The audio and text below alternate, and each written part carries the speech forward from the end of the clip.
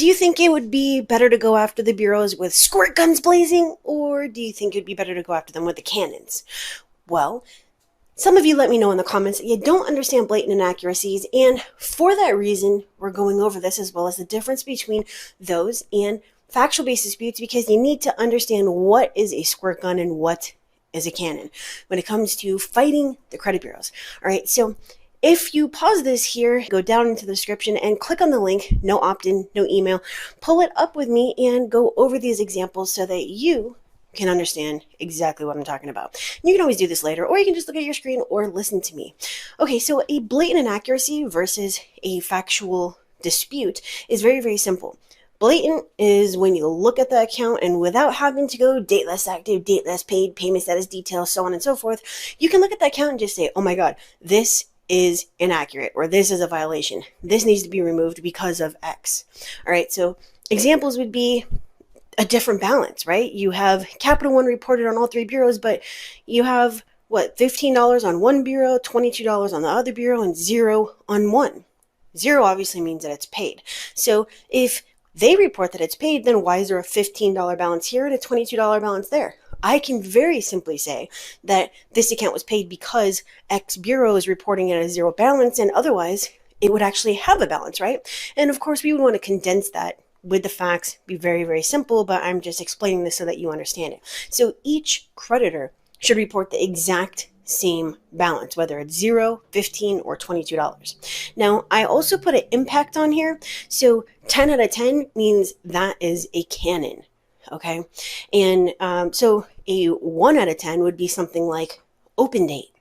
Okay, so just so that you understand what this impact is over here in the last column. Now, past due is kind of the same, right? It's a 9 out of 10 on the impact, and it follows the same structure that you want to have 15, 15, 15, 22, 20, 22, or 0, 0, 0. So if it's paid, obviously there should be a 0. If it was sold or transferred to another company, like a collector, then it should say 0. And you can use that same structure where, hey, if this says 0, even if it's unpaid, that obviously it means that it's paid. So delete that account for inaccuracy, right? Now, the third one is balance on a sold account. What that means is that they no longer hold the account, but they're still reporting the balance. Only the account holder or the account owner should report the balance. So in the comments where it says transfer or sold to another lender, another company, another whoever, there should not be a past due, there should not be a balance. Okay, and that is definitely an 8 out of 10. So if the balance equals $100, the status equals sold or transferred, then that is inaccurate. Number 4 would be a re-aged account, right? So let's say the date last active was 5 years ago. The date last active should be consistent 5 years across all 3 bureaus. But if 2 bureaus are showing 5 years ago and one shows 2 months ago, and you disputed 2 months ago, that means that they re-aged it to when you actually disputed it. And they shouldn't be changing that date. They should be changing the date last reported, not re-aging the date last active. And that's most definitely a 10 out of 10. Now, you can find out a ton of more information about this, and we are not done yet. We're just pausing here real quick, down in the description by clicking on the link to get to the free subscriber hub. Not only the free subscriber hub, which has awesome, free, again, gratis, do-it-yourself credit repair resources, but you can also get access to the deep dive dispute workshop, where I go and basically give a crash course on how to dispute using factual-based disputes, okay? Now, some of this is just not for everybody, and maybe you want to have this done the right way. Maybe you want an expert to do it. Maybe you want to get the highest credit score possible in the least amount of time. Then that would be where you can go and schedule a call with me one-on-one, and I will see if I... All right, now jumping back into this, weird payment history. Now, I didn't really know how else to word this, but if you just look at the account and look at the payment history, you're going to understand what I'm talking about when you see that it doesn't follow 30, 60, 90. It might be okay, 90, or okay, 120, right? That's inaccurate. And you're going to see this a lot with student loans, that they not always, but virtually always, specifically Navient, report you when you are late down in the payment history show. So it should say 30, 60, 90, 120, and sometimes even 150 and then 180 and then charged off. Okay. So if you are seeing that, it's because they don't report you as late until you have hit 90 days. I don't care about that though. The FCRA doesn't say that you should be reported late at 90 days. So what this means is that the 2 prior late payments prior to the 90 days or the 3 late payments prior to the 120 days are actually not on time, but are supposed to be reported as late, and therefore it's inaccurate. Now, we don't want to bring this to our attention. What we do want to say is that the account needs to be updated to paid on time, never late for inaccuracy, because I was not 90 days late on this date according to your payment history, right? Now, the next one is date last reported. So the date last reported should be the date that the Bureau's updated and verified. And yes, I quoted this, verified. Now, you will see that it's a blatant inaccuracy because you'll see that 2 bureaus report, the updated quote unquote verified date, but one bureau, such as TransUnion, I see this a lot with TransUnion, they won't update that date, and basically means that they didn't investigate, because if they had, this date would have been updated, and it'll be going all the way back to 2013, 2014, 2016, whenever it was last updated prior to your dispute, right?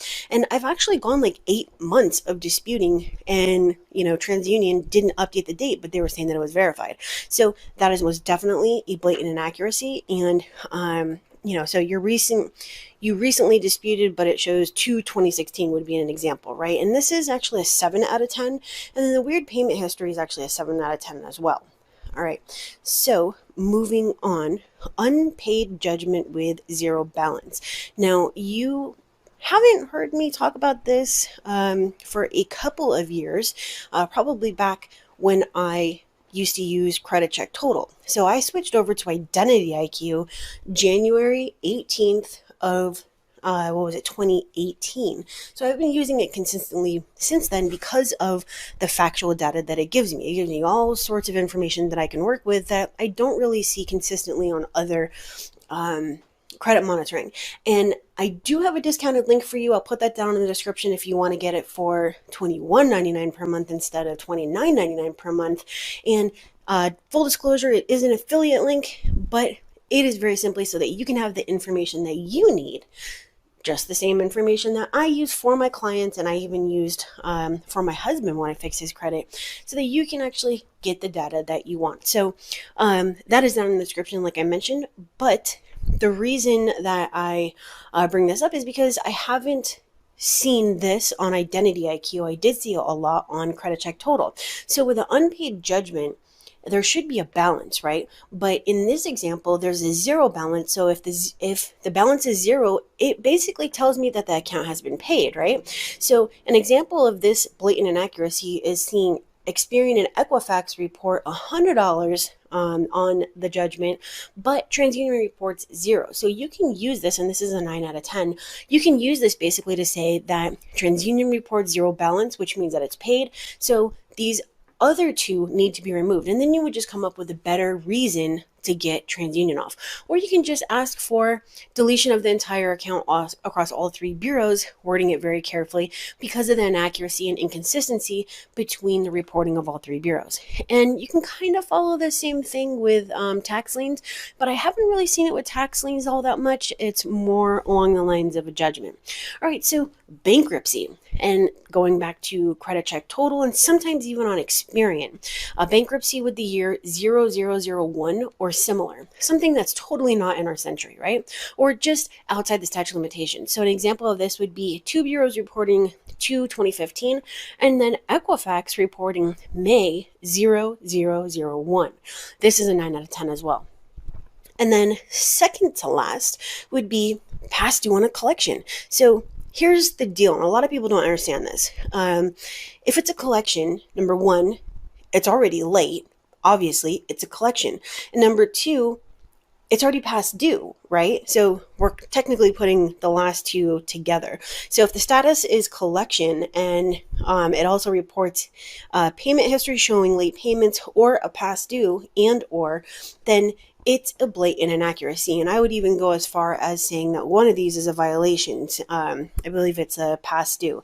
So past due would be an 8 out of 10 and late payments would be a 7 out of 10. Now, when can you use this? Well, this is actually going to directly answer some of the questions that I saw in the comments yesterday on a couple of videos. You would use this to remove companies like Midland, Portfolio, Cavalry, Second Round.